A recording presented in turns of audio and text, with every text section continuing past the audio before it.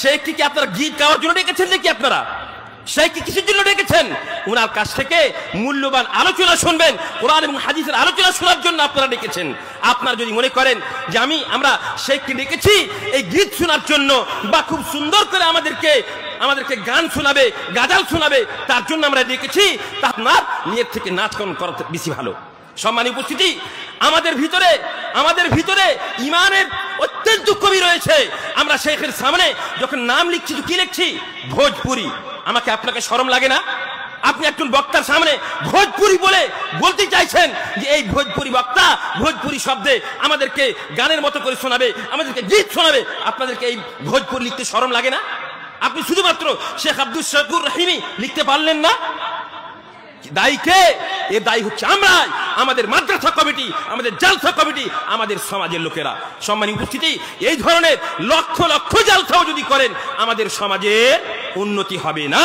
এই জন্য আমরা যারা জালসা করছি, আমাদের জালসার উদ্দেশ্য হতে হবে একটা, যেখানে মাদ্রাসার উন্নতি কল্পে জালসা, সেখানে আমাদের জালসার উদ্দেশ্য হতে হবে আমাদের সমাজে যে সমস্ত কুসংস্কার আছে, আমাদের সমাজে জিনা অত্যন্ত বেশি হয়ে গিয়েছে, ব্যভিচারী বেশি হয়েছে গিয়েছে, সুদখোরি আর যত প্রকার হারাম কাজ হয়, মদ, জুয়া, তারি, সিগারেট, বিড়ি, আপনার টিকিট কাটা, এগুলো অনেক বেশি হয়ে গেছে।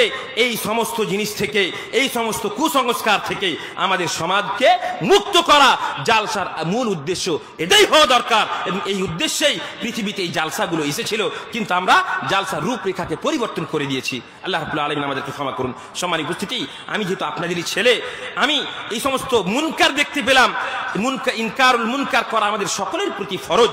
আমরা তার জন্য আপনাদেরকে বলতে আসলাম। এখন আপনাদের সামনে শেখ আসবেন, কোরআন এবং হাদিস সম্মত যে সমস্ত কথা ইতিপূর্বে হয়েছে, এখন হবে, পরবর্তীতে আপনারা শুনবেন। অবশ্যই এগুলোকে এক কান দিয়ে শুনে আর এক কান দিয়ে বের করার জন্য আপনারা বসবেন না।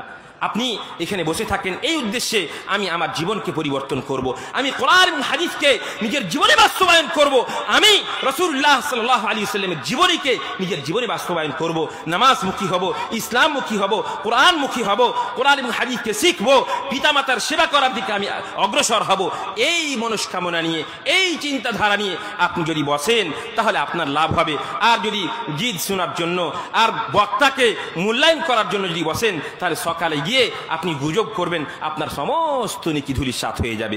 সম্মানিত উপস্থিতি, আমি আর আপনাদের সময় নিব না। আল্লাহ রাব্বুল আলামিনের কাছে পরিশেষে দোয়া করি, আল্লাহ রাব্বুল আলামিন আমাদের সকলকেই কোরআন এবং হাদিসকে নিজের জীবনে বাস্তবায়ন করার তৌফিক প্রদান করেন, আমাদের মা ও বোনদেরকে পর্দানাশী হওয়ার তৌফিক প্রদান করেন, আমাদের যুবক যুবতীদের এবং আমাদের সকলকেই জিনার মতো মুহলিক, জিনার মতো হালাক করনেওয়ালা অসুখ এবং ব্যাধি থেকে আল্লাহ রাব্বুল আলামিন আমাদেরকে বাঁচার তৌফিক প্রদান করেন, আমাদেরকে আদর্শ সমাজ, ইসলামিক সমাজ গঠন করার, কোরআন এবং হাদিসকে নিজের জীবনে বাস্তবায়ন করার তৌফিক প্রদান করেন।